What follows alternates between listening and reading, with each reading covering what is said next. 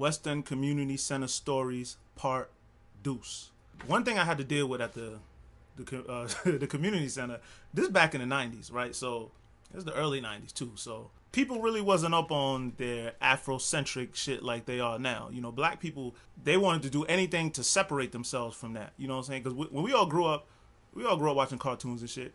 And, you know, everything that was associated with Africa was like fucking the big fucking bone in the nose, spears, flies flying around your face, 5 cents a day, that type of shit. So when people thought about Africa, that's what they thought about. You know, so for us coming here from, you know, Liberia, you know, people just immediately looked at us like, oh, you're an African booty scratcher. Like that was the number one thing. You know what I'm saying? Then it was our names. And the funny, we got completely African names. And it's funny because Liberia is one of the countries. Liberia is a country started by free slaves that came here. I mean, that went to Liberia from America.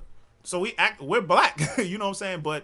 And a lot of Liberians have American last names like Jones, Johnson, Williams, along that line. So a lot of Liberians are able to kind of just blend right in because their names are just normal. But then we have the other kind of Liberians who, like myself, who my name is Tambakai Jangaba. You know, there's no hiding from that. Like, I can't just front like, oh nah. You know, I'm black. Like a lot of the other Liberians could just blend in because my name is just so crazy. People look at it like, oh shit. The question was always there. Like the minute people read my name, it's like, damn, what kind of name is that? I'm like, oh no, we from Liberia. Liberia, what's that? Oh, it's in Africa. Oh, you African? Oh, you African booty scratcher. You know what I'm saying? But me, I always had jokes, so I was never gonna let niggas just come at me like that. You know what I'm saying? I always shot back. My sister probably was more the one who got it a lot. I always, you know, I always defended the honor of the family. Like, nah, fuck that. I ain't letting that shit go down. Like, I always had like a sense of justice to me. You know what I'm saying? So people try to make fun of my sister. I'm like, hell no. I'm making fun of them. Like, but you know, that's just a part of growing up. It was what it was. I don't take none of that stuff personal. We was all little assholes. You know, we used to make fun of the Spanish people for, oh, it was like 30 y'all in one house. You know what I'm saying? So everybody got made fun of. It's not like we got singled out. It's just that's the thing that people would fuck with us for, you know, part of the territory, I guess. A few years of me going to the West End, they built a rec center, like, and it was literally connected to it. And when we first got there, it was just a big lot behind it, the back parking lot or something. So they decided to move the lot and build a rec center, you know, which now is the West End Rec. It literally was connected to the community center by a set of doors. You know, it was locked throughout like the mornings, and when we would come back from school during the school year, that's when it would be open and we'd be able to just, you know, and that's when we started playing ball in the rec as opposed to the park behind it. We did a lot of things over there. Like I remember we had like scavenger hunts in there, like Easter egg hunts in there, handball tournaments, just all kind of sport.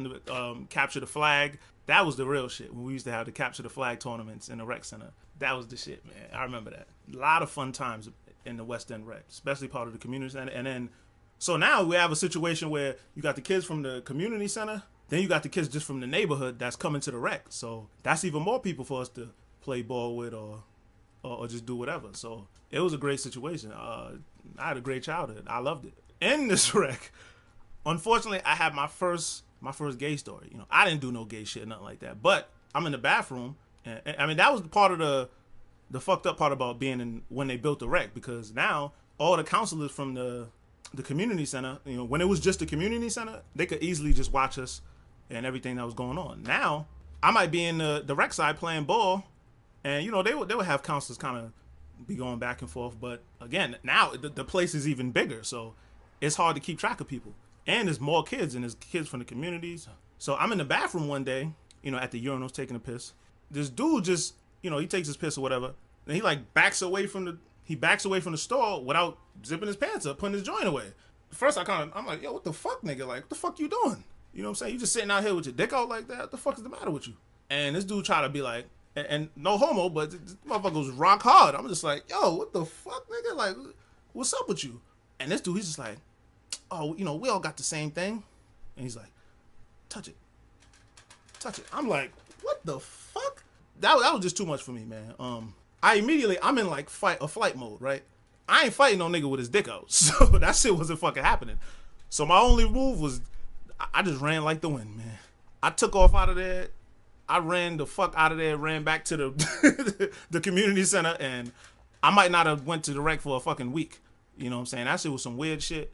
no offense to no gay people, but that ain't my stilo. I don't flow like that. You feel me? So, and I never told either. I never said anything to anybody. I'm like, what the fuck do you say? Like, I damn sure ain't telling my friends, because it's like, I know they gonna roast me. Like, like again, we was little evil bastards. We roasted people for conditions they had, if their family was poor. I mean, anything was fair game. Like, we really didn't give a fuck. So I knew better than to tell them. Couldn't tell the counselors, because just to say, I didn't want to even relive it. I just wanted to block it out. You know what I'm saying? Like, I don't want to think about that shit. I don't want to hear about it. And from that point on, I don't remember seeing the dude there. I think he was actually one of the people that was from the community center. So it wasn't, as I recall. I'm pretty sure. Like, it was so long ago, I don't even remember. I'm pretty sure he was one of the kids from the community center. But if not, he might have just been one of the kids from the neighborhood that came to the rec. Yeah, that shit was just weird as fuck. I remember this dude looked like fucking. If you ever seen Sin City, there's like the dude that's always in the dark with the glasses, like that crazy motherfucker who would like eat people alive. Like, he looked like that motherfucker. Like, oh, that shit was just weird as fuck, man. And I just, like I said, I just try to block that shit the fuck out and never think about it again. Now I'm doing this fucking shit, and this shit, shit stuck with me. But, ugh, the fuck, that should probably seem normal in fucking today's world. Anyway, I'm not even gonna go there. At times when I didn't want to play sports, matter of fact, when this whole shit happened, that's when I started hanging out more in the computer room and just, just being on the computer. My favorite site to go in at the time was like Yahooligans. I think there's like it's like the full name for Yahoo. That's what it used to be like way back then. Mind you, it's like mid to early 90s. I think I used to go in there, play games, and I don't even know if it's still up. Like, but yeah, it was just a cool site to go on and visit. And I would just stay there, be on Yahooligans, play solitaire, spades, like on the computer, and just, that's pretty much what my internet experience was limited to at that time. I didn't really know the different websites, shit like that. So I was on Yahooligans, and that's pretty like that one site is what I went to all the time. It was a different world back then, man. We didn't really grow up with the internet around it. The internet was there, but it was like, it was like another activity. Like, hey, we're gonna play ball. You want to go on the internet? You want to play board games? It was literally just another activity. It wasn't something that consumed people's lives like that, like it does now. I remember a time when at the West End, they used to take people trick or treating. We couldn't go trick or treating in our own neighborhood because we lived in the fucking bricks, like straight gutter. So they used to take us to like Brown University to go trick or treating. Brown University, like department stores. That's where motherfuckers had candy. You try to go trick or treating in the hood, there's mad motherfuckers that's not even opening a door. They might come to the door, curse you out. It's not a good idea. Do not go trick or treating in the hood. All the hood kids knew, like, listen, let's go to the richer neighborhoods. So, the neighborhoods where you see grass on the lawn and pumpkins, and if you don't see fucking decorations, do not trick or treat there. That was the rule in the hood. I had some great times, man. I miss trick or treating. I wouldn't go try to do it now, but we really just walked around for fucking hours upon hours just getting mad candy. Like, as a kid, that shit is fucking crazy. I stopped that shit right around middle school sometime. I was like, man, I'm too old for this shit, man. That shit just was getting old. I started looking, it's fucking like little kids with their parents. I'm sitting there. I just started feeling like, I'm too old for this shit, man. But yeah, the fun times. I think at that time, I think I was like a Power Ranger that year. Power Rangers was the big shit that year. Yeah, it was just some dope shit to do. What Ranger was I? I might have been a White Ranger. I think that was my favorite at the time. My boy Tommy, White Ranger, Green Ranger, And I remember that Power Ranger costume was thin as fuck. And that's all I wore because I wanted the people to see my shit. So it was cold as fuck.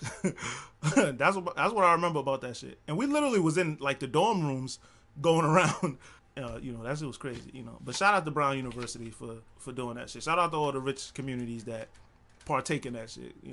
All the fucking hood motherfuckers. Niggas like, do not show up at my door at all. Niggas would put signs up like, do not knock on the door. Shit was crazy. But, the West End was fun. They used to drop us off to school when, during the school year when we needed it. Summertime, you just went there. They got all these different activities. It was a great place to grow up, where I met my first friends. And outside of like the kids that lived in my neighborhood, it was a dope place to live. I mean, I honestly, I don't think I met any friends in my neighborhood until around the time I was going to the West End, because at first it was just, when you're really young, you really just kind of hang out with family. I remember the house we used to live in. It was in like the neighborhood on like Elmwood Ave. Like you going down them would have right around. I don't know if y'all know what the International Institute is. Right where the subway is. It's like where Feinstein used to be. There's like a bank over there, and then it's like it's a Walgreens right there. It's like Walgreens. Like matter of fact, right where Elmwood and Reservoir split off. Like right over there. You go up Elmwood, and then there's like all these storefronts and barbershops, and I think Blanco used to be out there for y'all. I remember that. So like in that area, I used to live over there, and in those days, I just used to hang out with my family. You know, I was so young. It's not like I'm 3-4 years old going outside to play. So yeah, the West End was where I met my first friends, and friends I still cool with to this day. These are my West End Community Center stories. Matter of fact, I even played ball for the West End Pride with my first ever team. Probably like round 6 at the time. And that's like the first ever team I played for. I remember I played a little bit. I mean, nobody was really good in those days. You know what I'm saying? We were just all little, but I know I didn't start, but you know I got time on the court or whatever. But we was trash. Like it was like the first ever West End Pride team. Good times. These are my West End Community Center stories. If I think of more, you know, I'm gonna do the upload. If you went to West End back in the day, drop a comment. If you remember some stories with me, let me know. If you got some stories just in general when you was over there, let me know. If you got some stories for West End Rec, West End Pride, all that. You know, Buckland Park behind it. Had some fun times over there too, you know. I remember knocking home runs over the fence and hitting the building. It was like we used to call them like the red and blue school, because like all the windows for one school was all red, and all the windows for the other school was all blue. I think I might have broke a couple windows over there, you know, back in the day and shit. But and this is like right around the time when they first built those buildings. Yeah, I've been in Prov for a while, man. Anyway. I'm going to end it for real this time. These are my West End Community Center stories. Peace. Holla at your boy. I'm out.